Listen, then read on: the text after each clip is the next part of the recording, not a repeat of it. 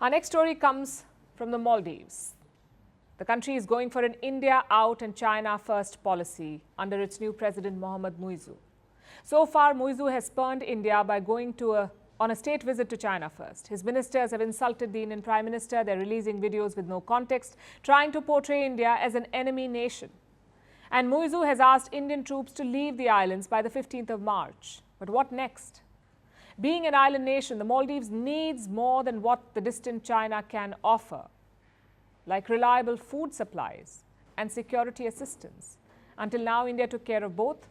China won't be able to help in this regard, but to keep spiting India, Muizzu is looking as far away as Turkey for these essentials. He plans to import food from Turkey, and reports say he's also signed a multi-million-dollar deal for Turkish drones. Here's our report.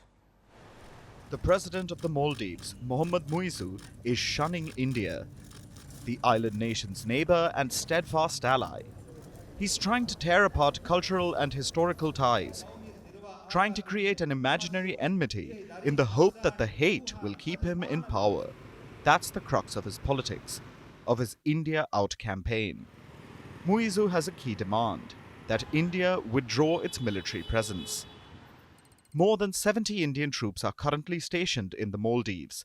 They are there to operate and maintain aircraft that India had donated to the island nation. The aircraft are used for rescue and reconnaissance missions. But Muizzu wants the Indian troops out. He has given a March 15th deadline. This will likely mean an end to Indian-Maldivian military cooperation, like the joint patrols both nations perform in the Indian Ocean. India has always helped the Maldives guard its territory, but that doesn't matter to Muizzu. He has a new, expensive alternative in mind: Turkish drones. Reports from the Maldives say that the plan is in motion. Male has already signed an agreement with a Turkish drone maker. It's worth $37 million, or about 569 million Maldivian rupiah. In exchange, the nation will reportedly get at least 3 drones. That's a lot of money for a few drones, but it's a price Muizzu seems willing to pay to keep his politics of hate burning. He has already transferred some money from Male's contingency budget.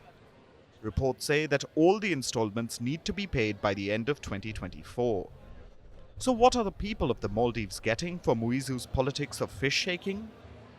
A few medium-altitude, long-endurance drones for patrol and search operations. Turkey has become famous for its drones recently, especially the Bayraktar TB2 drones.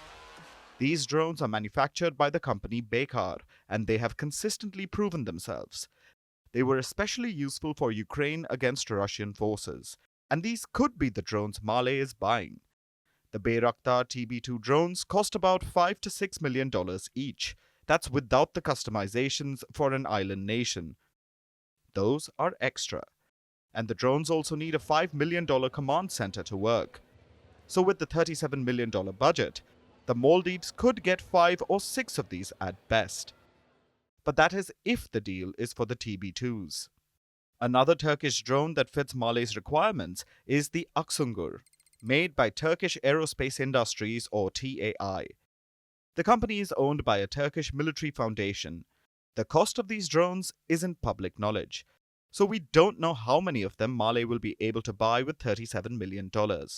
What we do know is this: the Maldives is throwing out Indian troops who already help with surveillance and, more importantly, rescue missions.